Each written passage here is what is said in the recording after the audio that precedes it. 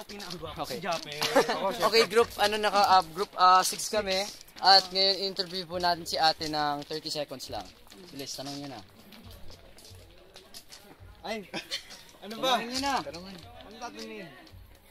Ano itatanong? Oo nga. Ano ulit tawag dun sa yung pagtapos ng fermentation ng mga molasses?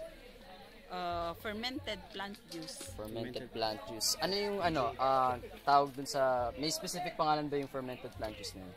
Wala naman. Yun ang pangalan niya. Fermented plant juice.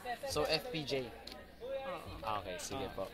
Okay, salamat po ate. Okay. So, pa-exit na kami. At ngayon, nag-e-exit na po kami. Pa-exit na kami. Kaming group 6, nag-e-exit na po kami. Kasi ito nga pala si Kuya. At gagawin naman namin, sobrang saya. Masaya. Kaso kailangan na kami umalis ng